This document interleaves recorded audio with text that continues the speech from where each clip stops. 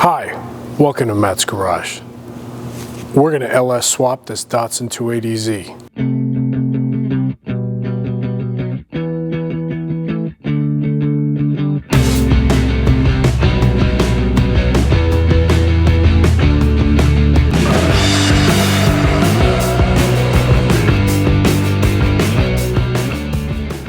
I've been going stir crazy not having a project ever since I sold the Bronco, and my daughter, she's kind of getting into like F1 racing technology.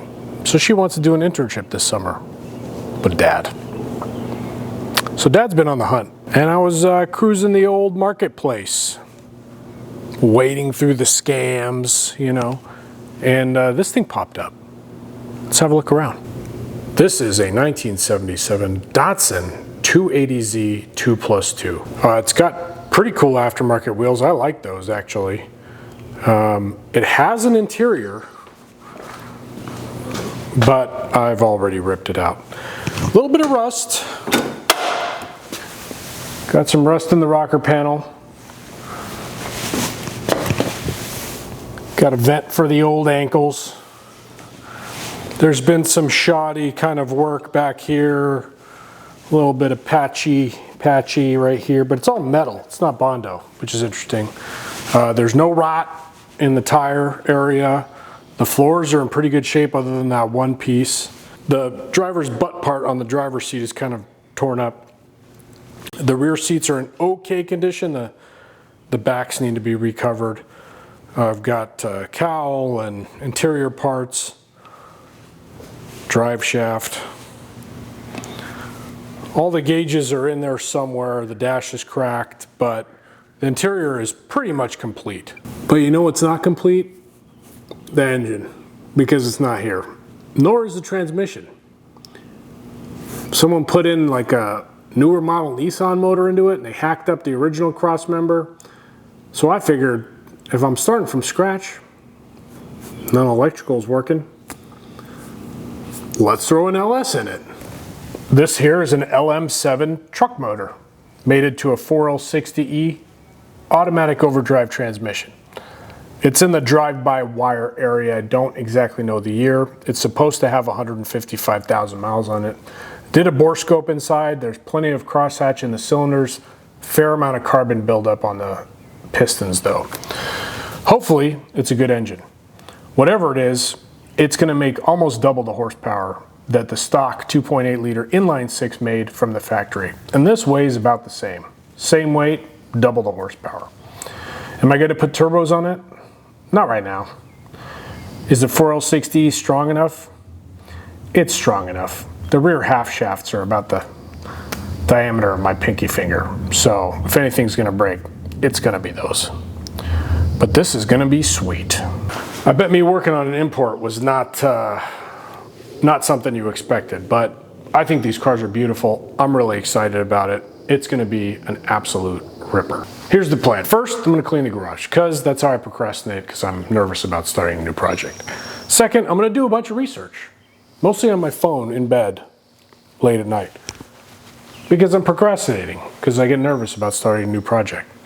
Then I'm going to take all of this plastic crap off of the engine, take the wiring harness out, open the loom, cut out all the wires I don't need, put it back, hook it up to my HP tuners. HP tuners is what you use to go into the Computron and remove the vehicle anti-theft and all of the stuff you need to do to make this thing run standalone. I'm going to put this on a stand.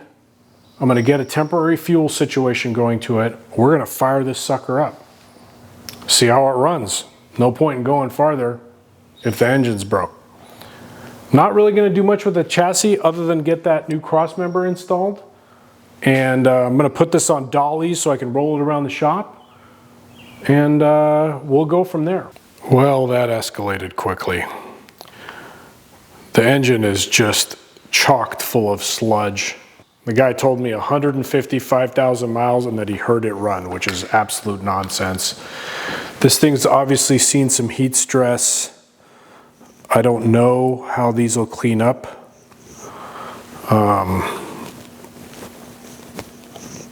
It feels okay. The crosshatch is there on some of them.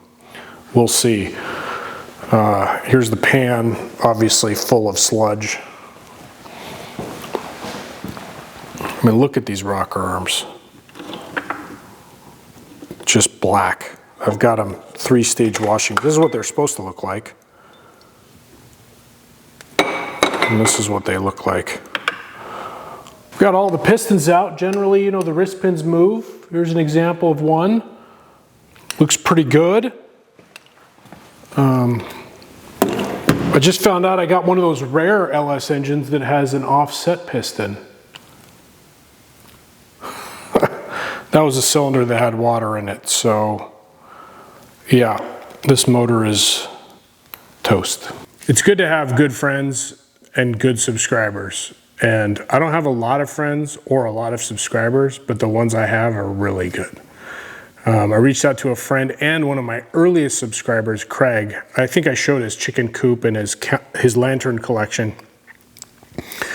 And I said, Craig, you remember you were going to give me that Yukon that you ended up giving your neighbor? I'm an idiot. I should have taken you up on that offer. And he said, well, let me check with the guy. And he checked with the guy, and the guy was like, yeah, we're not really doing anything with it. So he's like, come get it. And the next morning I was there. He lives about 50 miles away. The engine on this 2005 Yukon XL runs great. The transmission was smoked. So I drove it 50 miles in second gear all the way back up here. It looks nice on camera, I'm sure, but it's kind of a shit box. Like, he cared for it, but it started in Spokane, so it's got rust and other issues. The steering is shot.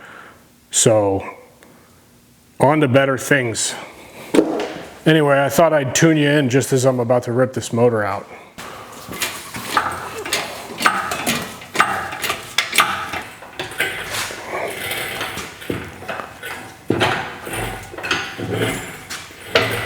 Well, Craig, I'm sorry I didn't video the actual process, but you saw the important part. The rest of it was just a lot of hard work and getting covered in garbage. But it's a good engine. Like, even when I open it up, it's so much cleaner than that other one I got. Like, it was clear. I mean, it's got grime in it, but it's like normal for a 200,000 mile engine. So let me get this thing situated. I need to haul this thing. I need to get the rest of the harness out, haul this off to the scrap yard, and then we'll continue on the journey.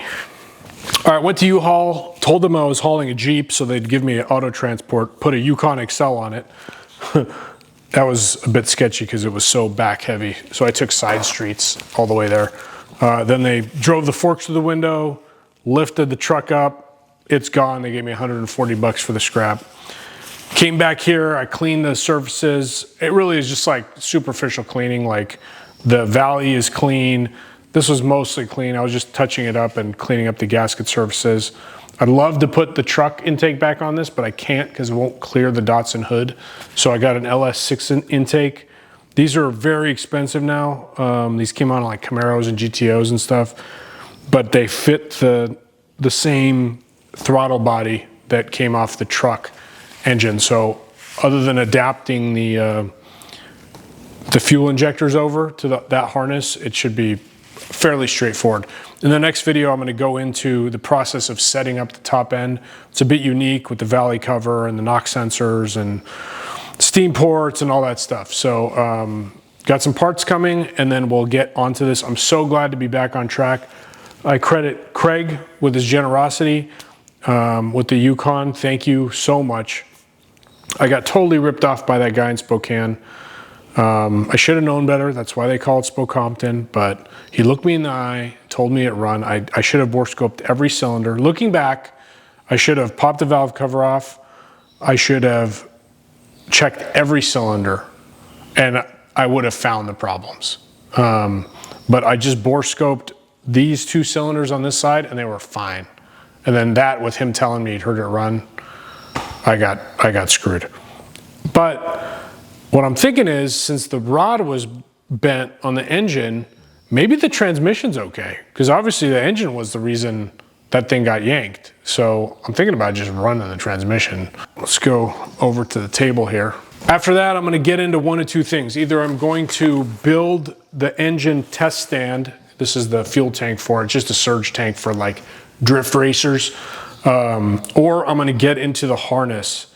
I also need to take the harness out of the Datsun and sort of make it play with the LS harness and decide which circuits I want to keep on the LS harness and which ones I want on the Datsun harness, and how complicated I want to make it. Speaking of the Datsun's on the lift.